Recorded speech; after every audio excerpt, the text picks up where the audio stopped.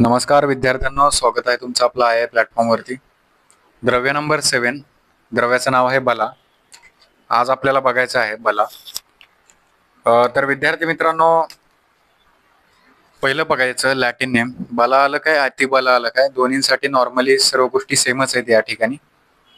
फक्त त्यांचं Latin name आणि थोडं फॅमिली वगैरे लक्षात ठेवा. बाकी तुम्ही सगळं सेम लिहू शकता बला आणि अतिबलाचं. रसपंचकापासून दोषक सर्व गोष्टी ठीक आहे. लॅटिन नेम बघा, सिडा कार्डियोपोलिया या ठिकाणी दिलेला आहे. खोल याचं मालवेशी फॅमिली दिलेली आहे. गण याचं बल्य दिलेलं आहे.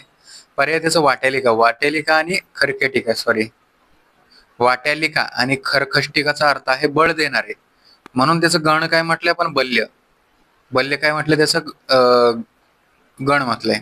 पर्याय त्याचं वाट्यालिका आणि खरखष्टिका हे झालं.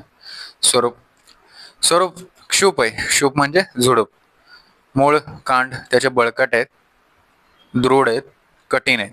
पर्ण एकांतर आहेत, एकजीव आहेत, मर्ज झालेले आहेत. उपयुक्तांग काय दिले त्याचं, मूळ आणि बीज. त्याचा वापर करून त्याच्यापासून आपण सर्व गोष्टी कल्प फॉर्म्युलेशन बनवत असतो. उत्पत्ती स्थान भारतात, सर्वत्र भारतातच लिहायचं सगळीकडे ठीक आहे. रसपंचकाची ट्रिक आहे उल्लाला. ते उल्लाला सॉन्ग वरून आठवू शकता तुम्ही. उल्लाला बघा. चला सांगा. रस, वीर्य, विपाक. रस काय येईल, उल्लाला उकार आलाय, मधुर रस. बघा इकडे मधुर रस आला. आता वीर्य इथं शीत दिलंय. शीतवीर्य का दिलंय, कारण इथं काय जोडाक्षर आहे, ल ला जोडलंय म्हणून वीर्य कसं आहे, शीत आहे. विपाक कसा आहे, मधुर आहे का, कारण लेटर्स किती आहेत, उल्लाला 1 2 3 लेटर्स आहेत. ऑड लेटर्स असले की विपाक मधुर असतो, इव्हन लेटर असले की विपाक कटू असतो. हे झालं आपलं नामकरण पद्धतीवरून आपण त्याचं रसपंच काढलं. आता रसपंचकावरून आपण दोषघनता काढू. चला, मधुर रस आहे. परत आता मधुर रस आहे म्हटलं, त्याचे गुण काय असतील रे, स्निग्ध, गुरु, असे गुण आहेत त्याचे. म्हणजे मधुर आणि स्निग्ध गुणापासून ते कसे आहेत, वातक नाही, म्हणजे ते कफवृद्धी करत पण ते वातक नाही. शामक प्रॉपर्टी लिहायच्या त्यांच्या.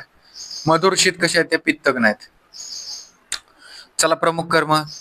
ग्रहणी, उरक्षेत, राजक्ष्मा, सामान्य दौर्बल्य याच्यामध्ये ते बल देतं. ठीक आहे. ग्रहणीमध्ये कामाला येते हे, उरक्षेत मध्ये येते. राजक्ष्मा, टीबी, त्यालाच काय म्हणतात अजून, क्षय म्हणतात.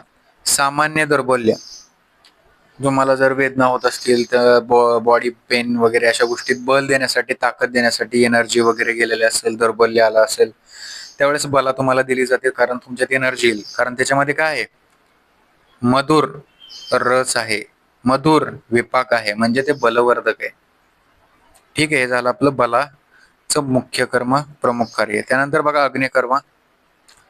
अग्निकर्मामध्ये दिले तुम्हाला बला, सांग, ग्राही, बल्य, वातहरा नाम. वातहरा नाम दिले कारण वातग्न आहे ते. वातग्न आहे का, वातग्न आहे कारण मधुर आणि स्निग्ध. रसपंचकामध्ये काय बघितलं आपण, हे बघा इकडं, रसपंचकामध्ये काय बघितलं, मधुर स्निग्ध गुणामुळे ते कसं आहे, वातग्न आहे, म्हणून इथं वातहरा नाम म्हटलंय.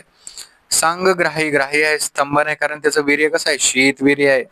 बल्य, बला आहे संग्राही, बल्य आणि वाथर द्रव्यांमध्ये बला श्रेष्ठ आहे. बरोबर आहे, त्याचं अग्निकर्माचारकांनी सांगितलेलं बरोबर आहे. मात्रा बघा, सुरसाची 10 to 20 ml आणि चूर्णाची 3 ते 6 ग्राम मात्रा या ठिकाणी तुम्हाला सांगितलेली आहे. कल्प काय आहे, बलाधिक्वात हा कल्प तुम्हाला कशामध्ये सांगितलेला आहे, तर बलामध्ये सांगितलेला आहे विद्यार्थी मित्रांनो.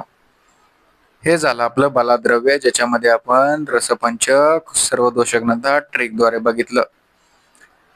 ठीक आहे. तर भेटूया आपण नेक्स्ट द्रव्यामध्ये. Thank you very much.